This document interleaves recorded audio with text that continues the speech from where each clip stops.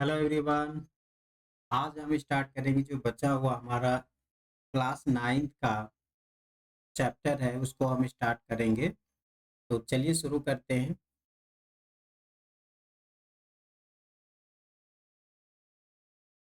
तो आज हम स्टार्ट करेंगे रेडी टू गो बियॉन्ड। अब हम इसके बियॉन्ड जाने की कोशिश करेंगे कि इसके आगे हम लोग स्टडी करेंगे। हम लोग भी लेंथ के पैटर्न्स को, example for the motion quantity, ये सब चीज़ें रीड कर चुके हैं। सो अब हम यहाँ से स्टार्ट करेंगे। Ready to go beyond. Airplane fuel miscalculation. In a well-known insider, a passenger aircraft ran out of fuel mid-flight due to a mix-up in units.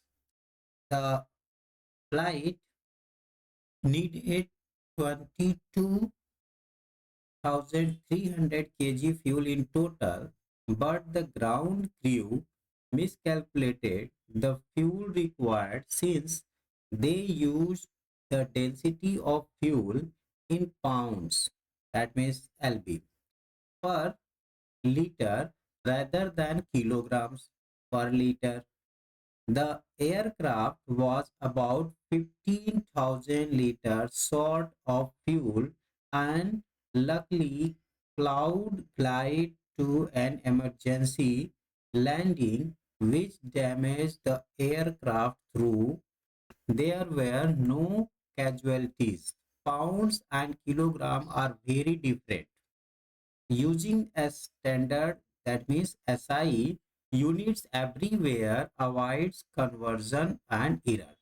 तो जैसे यहाँ पे बताया जा रहा है कि एरोप्लेन, यानी हमारे पास एयरप्लेन है, उसमें जो फ्यूल है उसका मिसकैलकुलेशन इसलिए हो गया क्योंकि केजी में और पाउंड्स में दोनों ही डिफरेंस होते हैं। इन दोनों डिफरेंस को अलग अलग अगर हम काउंट करेंगे तो अलग अलग इन मास केजी में अलग हो जाता है, मतलब कैलकुलेशन हमारा अलग हो जाता है। इन दोनों को इक्वल करने के लिए या फिर स्टैंडर्ड बनाने के लिए, ये एरर ना हो दोबारा, एक यूनिट बनाई गई जिसका नाम है SI unit. So traits of curiosity. अब क्यूरियोसिटी हमारी इतनी होनी चाहिए, जैसे why is kilogram and used everywhere. अब किलोग्राम सब जगह यूज क्यों होगा? व्हेन वी बाय राइस और vegetable we expect, okay, a kilogram to,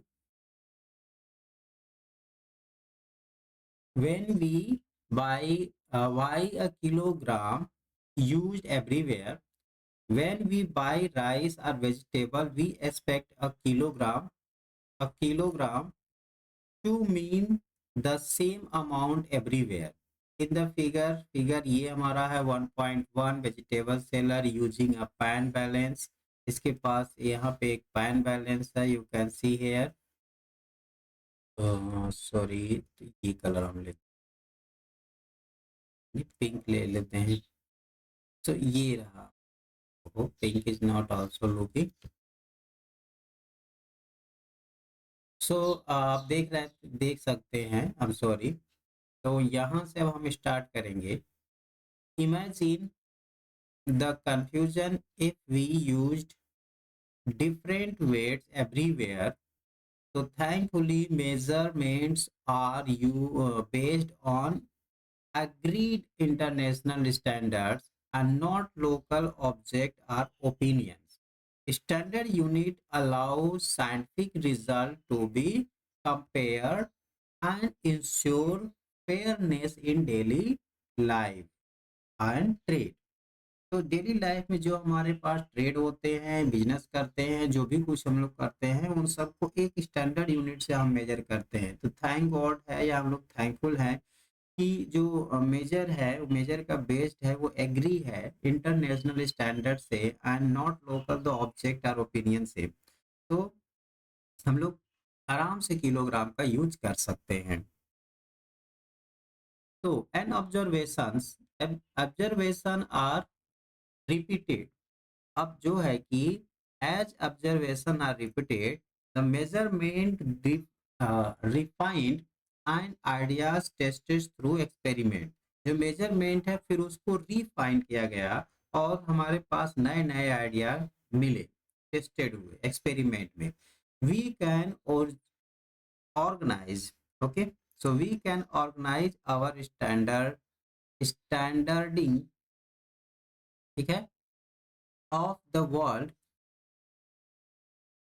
sorry, understanding, we can organize our understanding of the world in a systematic way। तो हम लोग इस पूरे संसार को, वर्ल्ड को ऑर्गेनाइज कर सकते हैं, उसको समझने के लिए एक सिस्टमेटिक वे में, एक सिस्टम में। In second stage you will come across the terms such as law, theories and principle। तो इस स्टेज में, सेकेंड स्टेज में, अब आप क्या सीखेंगे कि लॉज क्या है, थ्योरीज क्या है, प्रिंसिपल क्या है।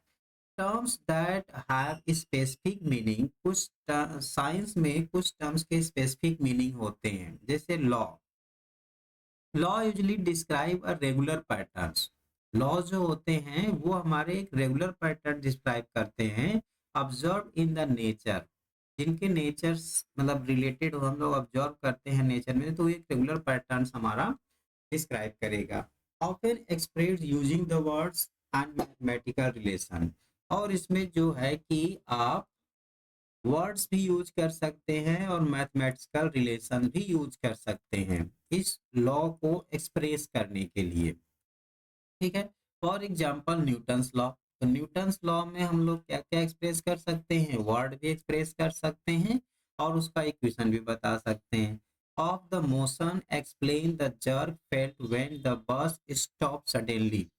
ओके, तो यहाँ पे बताया जाता है कि अगर हम लोग या कोई भी चीज, ठीक है, Newton's law of motion, Newton का मोशन लॉ एक्सप्लेन करता है कि jerk felt when the bus stop suddenly. अचानक से कोई बस स्टॉप हो जाए, रुक जाए, तो जो उसमें बैठे हुए पर्सन्स है वो बेंड हो जाते हैं।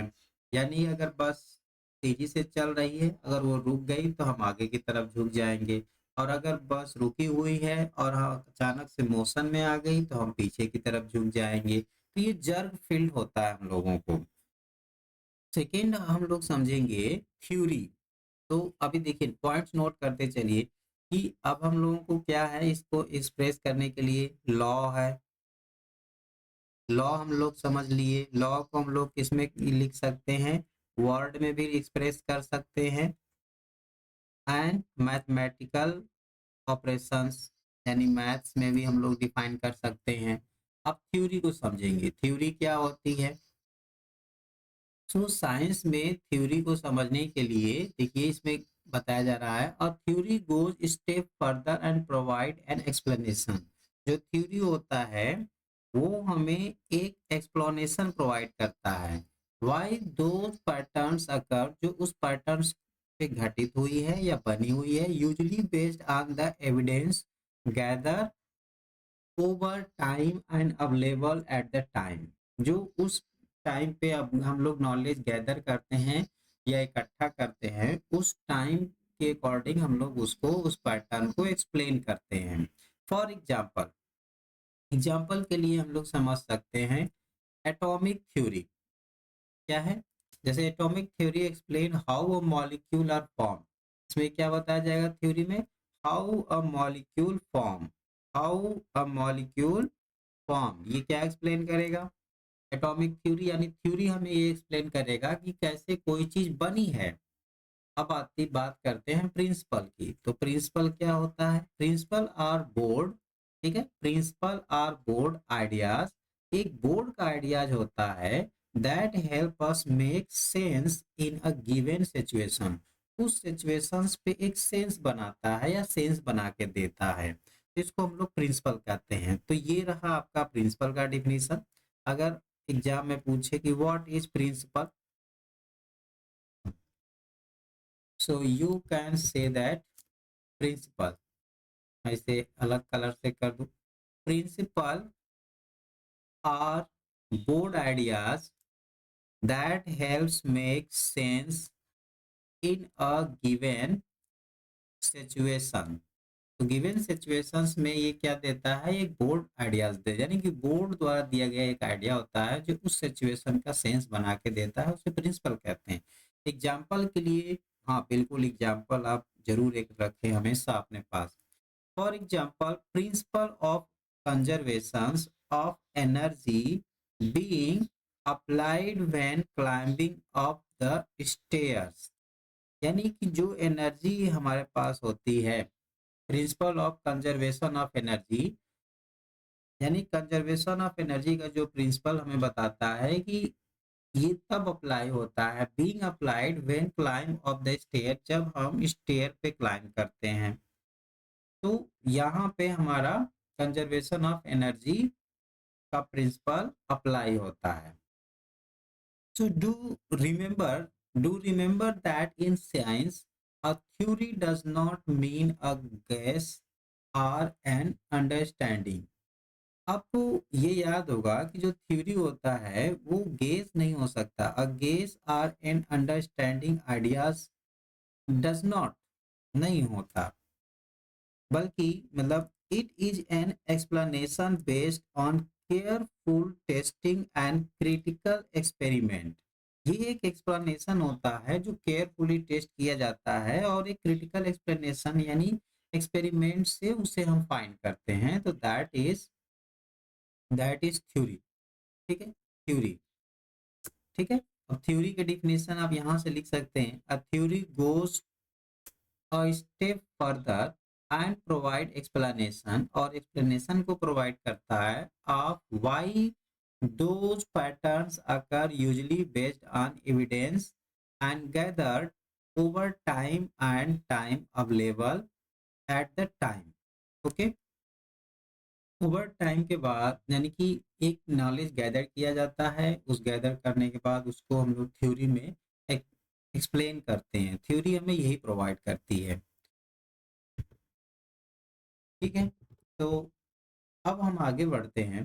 These ideas are always open improvement and often change as a new evidence become available.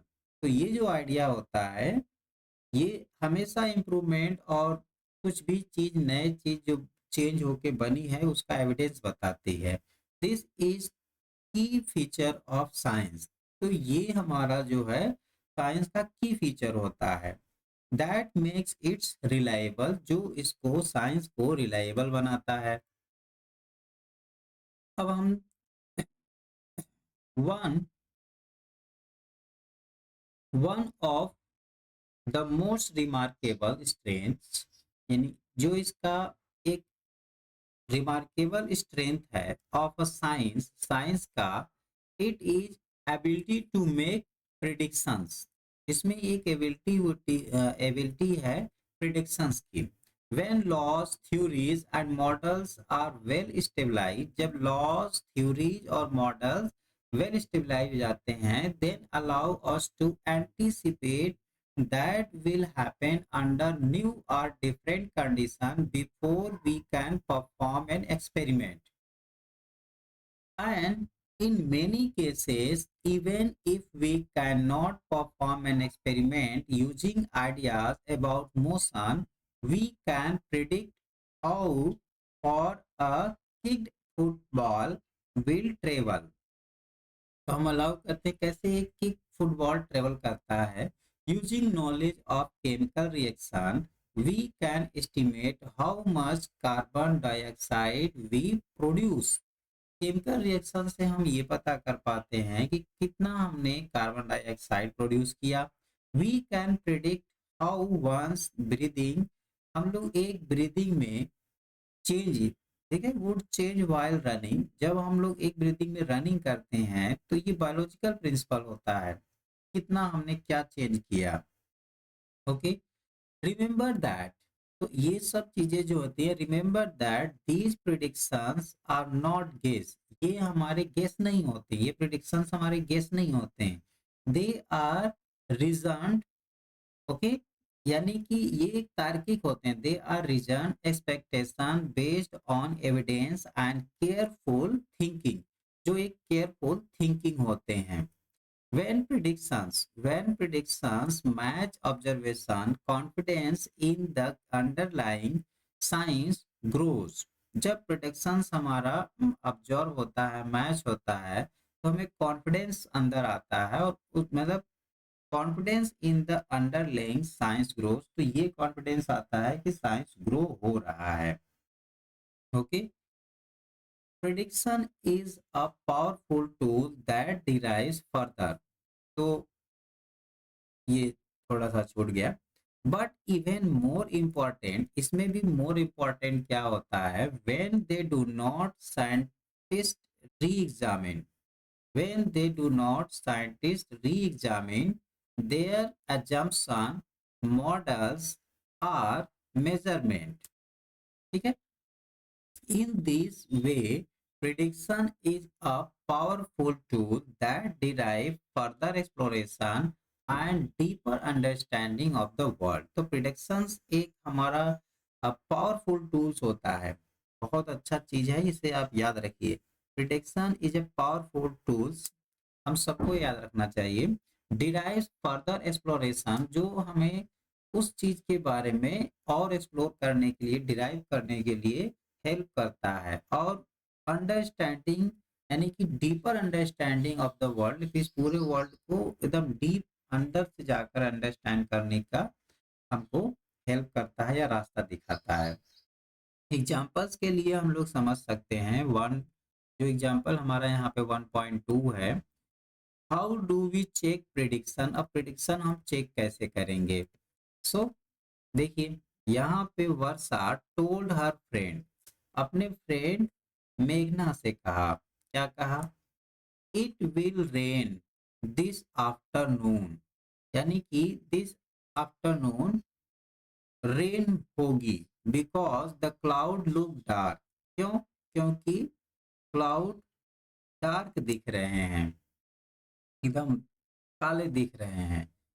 This मतलब थिंक ऑफ सम क्वेश्चन मेघना could ask Versa to make this prediction scientifically tested। कुछ सोचकर मेघना ने उसको क्या कहा कि could ask वर्षा, वर्षा से उसने वो पूछ सकती है, या उसने पूछा to make this prediction scientifically tested, क्या ये prediction scientifically tested है? So answer, good scientific question will look for measurable evidence। जो गुड साइंटिफिक क्वेश्चन होते हैं वो मेजरेबल दिखते हैं या उनके मेजरेबल एविडेंस होते हैं, एंड पास्ट पैटर्न, जो पीछे के पैटर्न से हम समझ सकते हैं। So question with simple yes और नो, तो ये सिंपल या तो यस या नो हो सकता है। Answer are usually not so useful, जो आंसर है वो यूजली यूजफुल नहीं है। तो Meghna could ask the Versa question like, these are just example, what was condition of sky when it rained the last time। ये एक हमारा just example है कि अगर लास्ट टाइम जब रेन हुआ था तो क्लाउड कैसा था। So what is the humidity today, आज की ह्यूमिडिटी कैसी है। Was it above 80% the last time it rained, क्या ये 80% से ज्यादा है जब लास्ट टाइम रेन हुआ था। The what is today's wind, आज की विंड की स्पीड कैसी है। What is today's wind speed and direction, उसकी डायरेक्शन क्या है। Is the temperature dropping like it did before the recent, क्या जो मतलब हमारे पास टेम्परेचर है ड्रॉपिंग नीचे जा रहा है, like it did before the recent rain, पिछले रेन से जो हुआ था या अभी हाल ही में जो रिसेंट रेन हुआ था उससे वो ड्रॉपिंग नीचे हो रहा है। So question like these ask about measurable data and past pattern which go beyond mere cloud look dark. इन सब क्वेश्चन से एक पैटर्न हमें पास से मिलता है कि क्लाउड लुक डार्क, जो क्लाउड है कैसा हो गया है, डार्क दिख रहा है। एक चीज यहाँ से पॉज एंड पॉडर है। Think of the prediction you are your family made recently. For example, the outcome of a cricket match, was it based on evidence and reasoning or mainly on guesswork, and how can scientific thinking improve such prediction? बहुत अच्छा है, आप सोचिए predictions को। कुछ मूलभूत prediction आप सोच सकते हैं, fundamental. Now ready to go beyond, अब इसके भी बियॉन्ड जाते हैं और समझते हैं कि इसके बाद क्या होता है या क्या हम लोग को और समझना है। Why do weather forecasting sometime go wrong? क्यों वेदर फॉरकास्टिंग कभी कभी रॉन्ग हो जाता है या समटाइम गो रॉन्ग?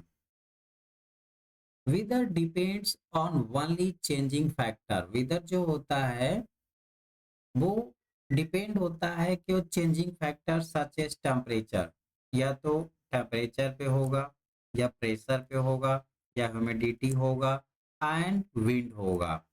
ठीक है, कभी कभी सब पे होगा।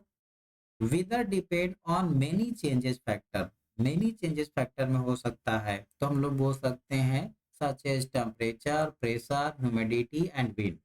वेदर फॉरकास्टिंग आज मेजर्ड एंड मॉडल्स, तो मेजर करने का एक मॉडल है weather forecasting, but very tiny difference in condition can grow over time. लेकिन कभी कभी थोड़ा सा डिफरेंस हो जाता है इसके कंडीशन में, जब ओवर टाइम पे ये ग्रो होता है या इसको हम लोग मेजर करते हैं and lead to something completely different, और वो कभी कभी मेजरमेंट जो होता है उस मेजरमेंट से वो कंप्लीटली डिफरेंट हो जाता है। दिस इज वाई फॉरकास्ट, इसलिए जो फॉरकास्ट होता है usually reliable for a few hours, जो कुछ आवर्स के लिए तो रिलायबल होता है, और इवन अ फ्यू डेज या कुछ दिन के लिए, but less certain further into the further. लेकिन ये आगे आगे चल के मतलब फर्दर इनटू फर्दर मतलब आगे आगे जाके ये कभी कभी लेस सर्टेन, कम सर्टेन हो जाता है, कम निश्चित रह जाता है। Now, even the most successful scientific theory have limits and may fail। ठीक है, ये भी ध्यान देना बहुत जरूरी है कि even most successful scientific theory have limits and may fail when new conditions are explored, when measurable become more, when measurements become more, जब measurements हमारा ज्यादा हो जाता है, बिकम मोर प्रिसाइज। प्रिसाइज मतलब होता है छोटा हो जाना। When the most successful scientific theory have limit, जब उसकी लिमिट होती है, and fail even fail when new condition are explored are even measure become more precise. Such failure Such failure are not a weakness of science. In fact, तो ये failure जो होता है वो साइंस का वीकनेस नहीं है, in fact they are its greatest strength, बल्कि ये एक बहुत मजबूत स्ट्रेंथ होता है। When prediction do not match, जब प्रिडिक्शन मैच नहीं होता है ऑब्जर्वेशन से, the scientists do not reject idea, scientist अपने आइडिया को रिजेक्ट नहीं करते हैं बेस्ड ऑन ओपिनियन और बिलीफ। जो बिलीफ या उनका ओपिनियन होता है उस पर बेस होता है, उसको लोग रिजेक्ट नहीं करते हैं, बट ओनली ऑन एविडेंस। लेकिन केवल एक एविडेंस पे वो लोग रिजेक्ट नहीं करते। नो साइंटिफिक थ्योरी, लेकिन केवल एक एविडेंस पे हम लोग no scientific theories of ever final and none is beyond question, तो उस पे हम लोग उस थ्योरी को फाइनल नहीं करते हैं और न ही उसको उसके बियॉन्ड हम लोग कोई क्वेश्चन रखते हैं। This openness to being correctly by nature itself, okay, So this openness to being corrected by nature itself is what has allowed science to help us understanding the world we live in. तो ये हमें बताता है कि world मतलब क्या है. This openness to being the corrected by nature itself is what has allowed the science. Science क्या अलाउ करता है और जो हमें वर्ल्ड को या जिस वर्ल्ड में हम रहते हैं उसको समझने में हमें हेल्प करता है. थ्रेड एंड क्यूरियोसिटी यानी सॉरी फिर से हम पढ़ेंगे थ्रेड्स ऑफ क्यूरियोसिटी. चलो समझते हैं. Checking viral.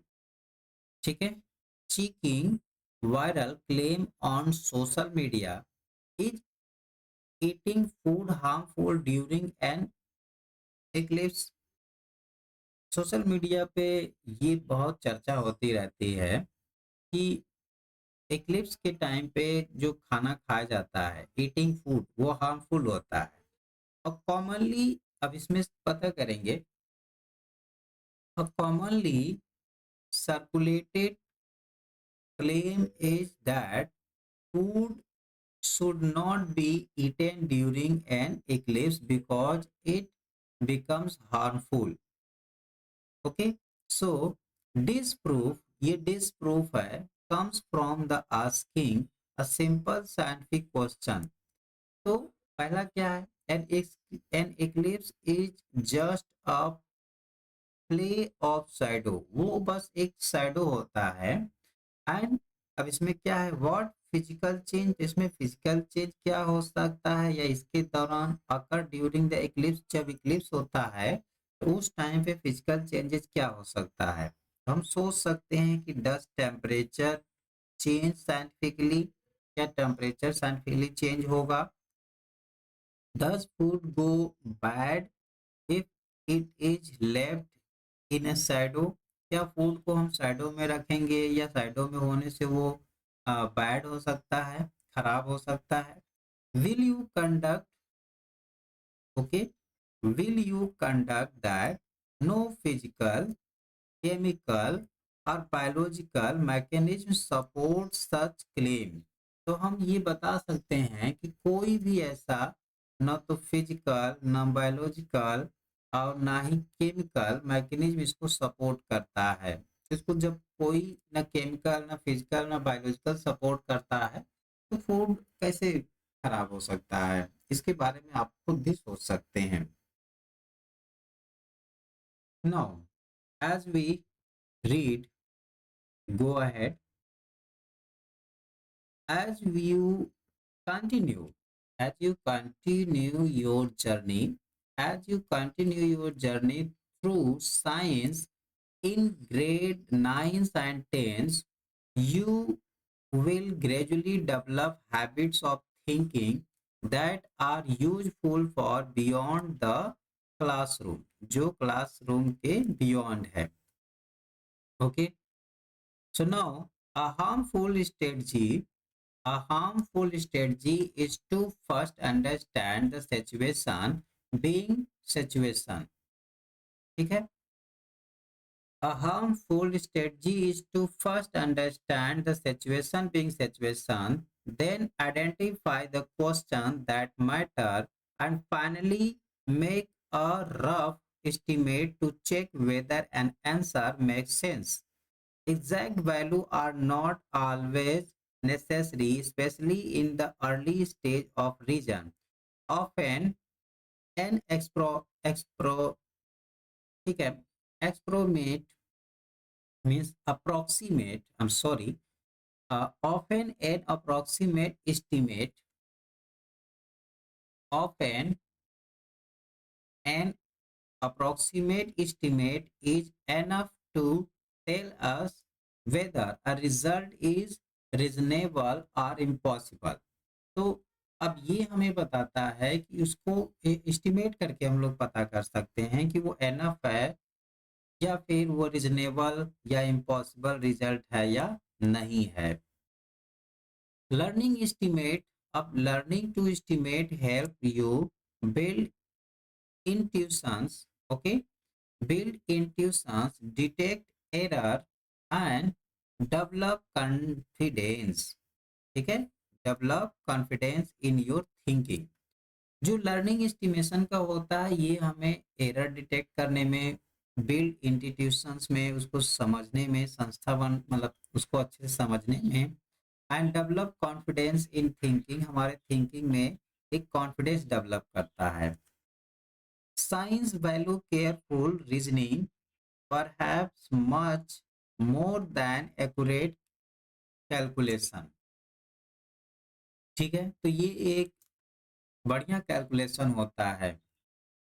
Now ready to go beyond, फिर से हम लोग इसके आगे बढ़ते हैं।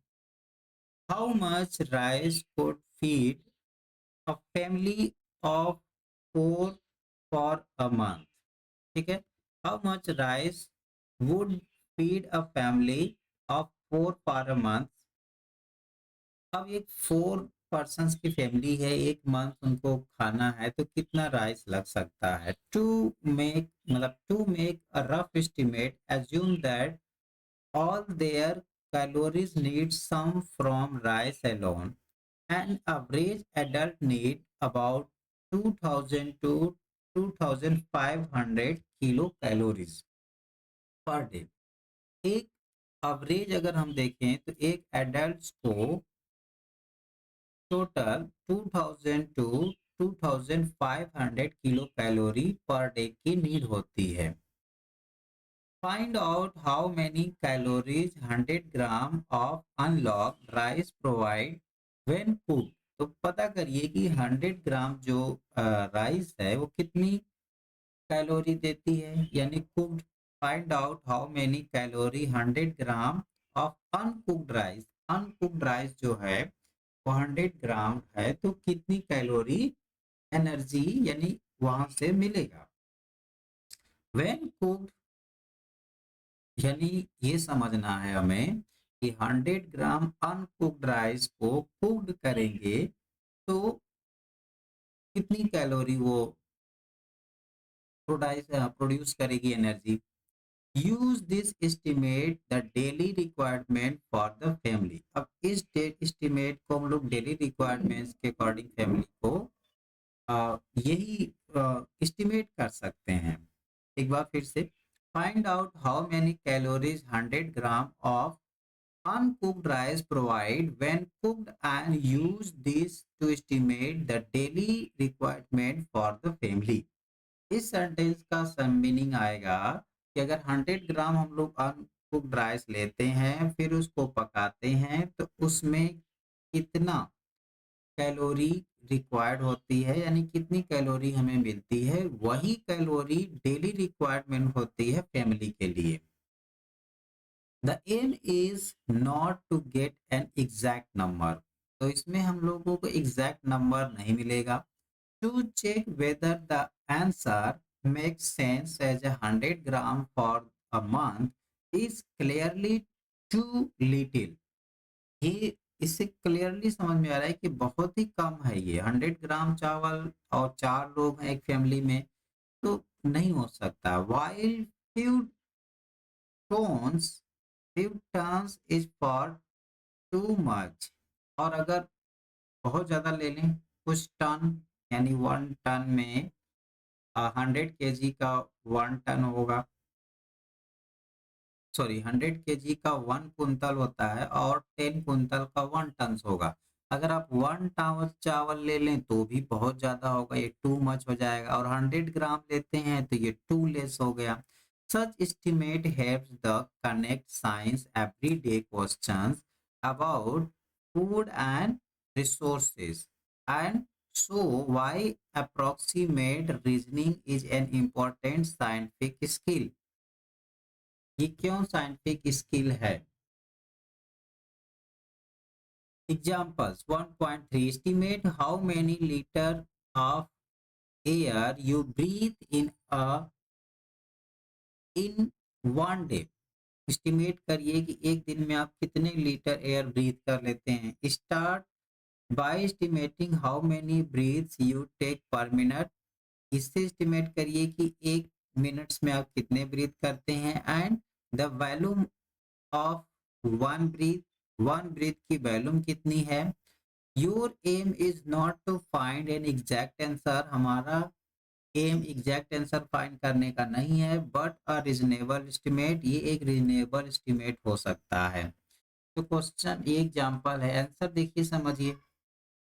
Eight rest we take about 12 to 15 breath, rest 1 minutes में हम लोग 12 to 15 ब्रीदिंग करते हैं जब रेस्ट में होंगे। एंड देयर अ 60 into 24, तो अब 1 मिनट में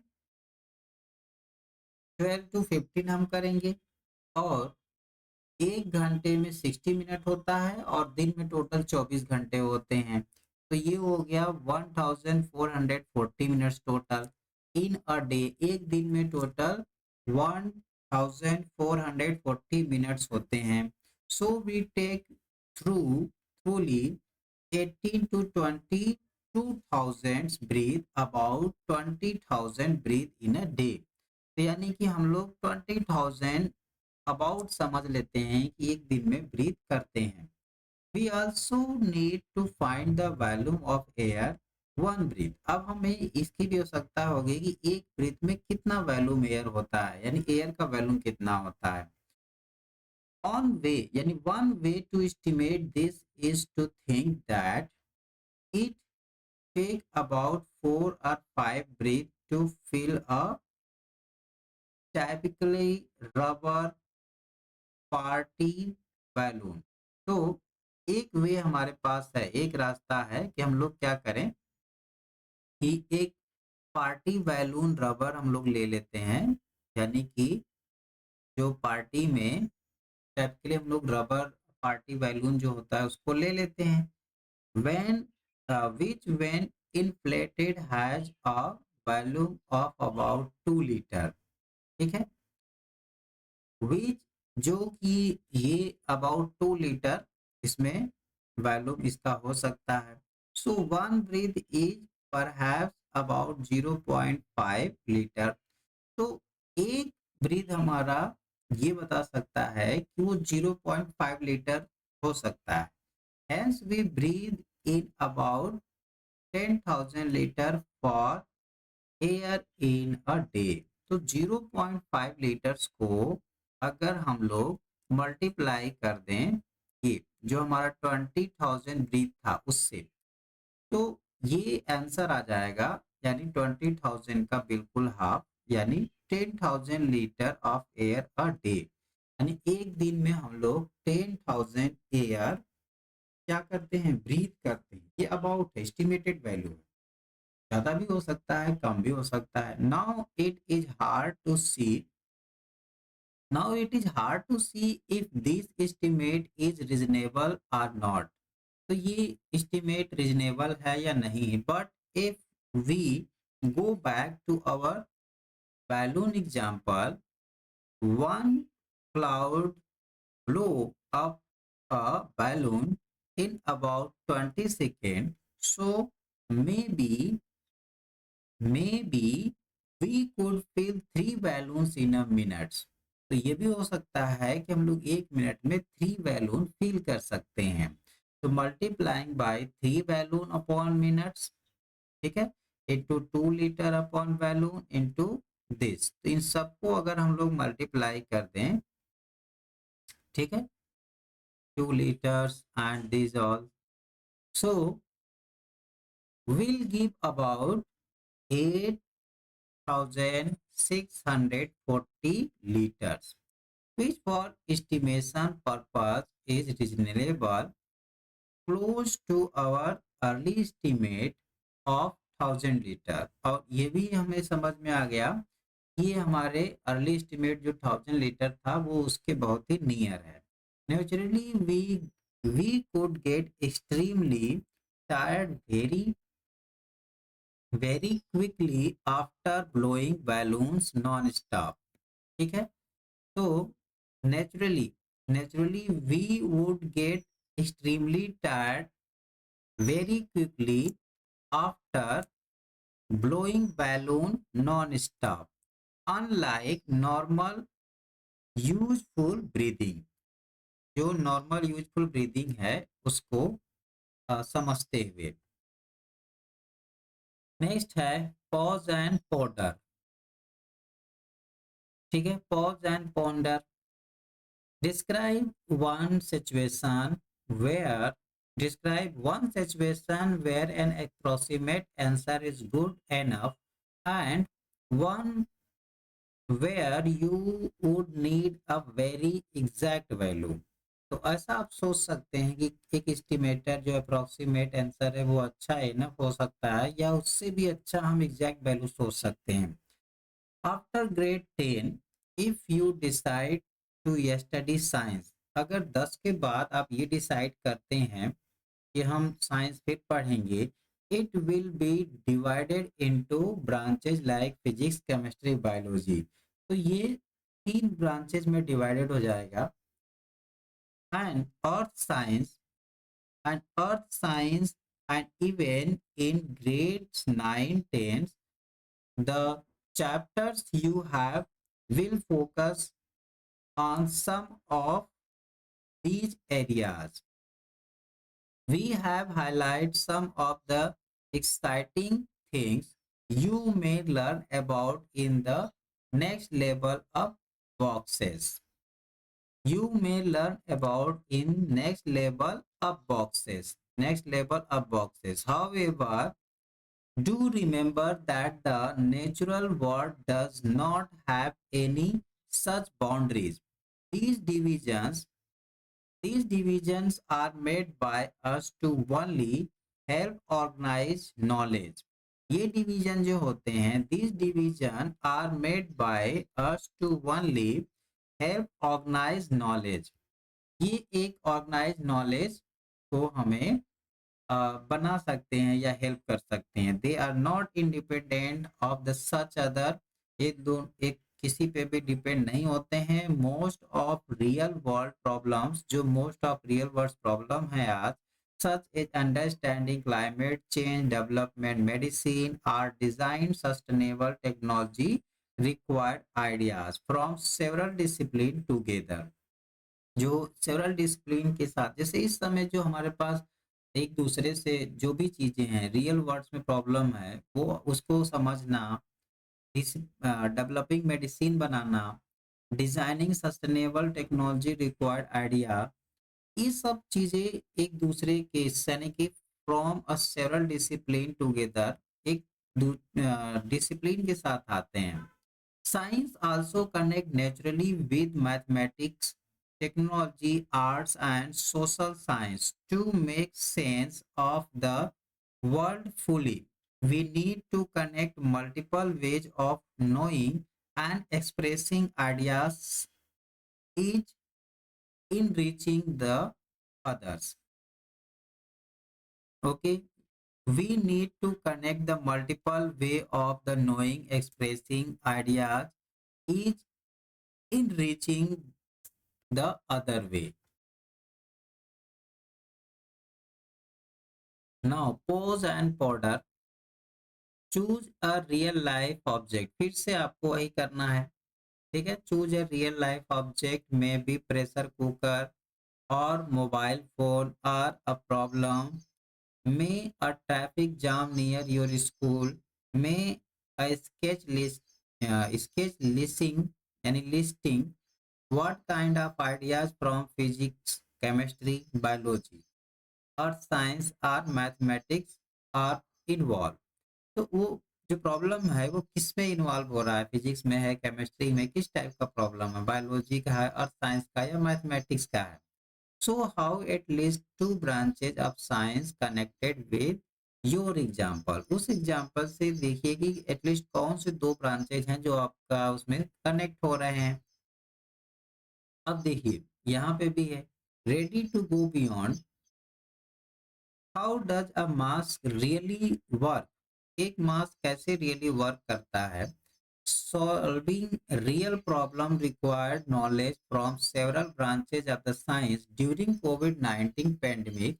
जब कोविड-19 यानी आया था, ठीक है, कोविड-19 pandemic, we all use mask for safety, understanding how a mass works requires concept from physical particle motions and electrostatic attraction chemistry.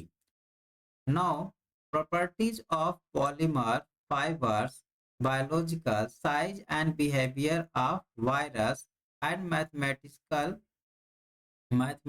means modeling airflow and filtrations efficiency. तो ये सब चीजें कोविड 19 के टाइम पे हमें बताया गया था कि कैसे वर्क हो रहा है।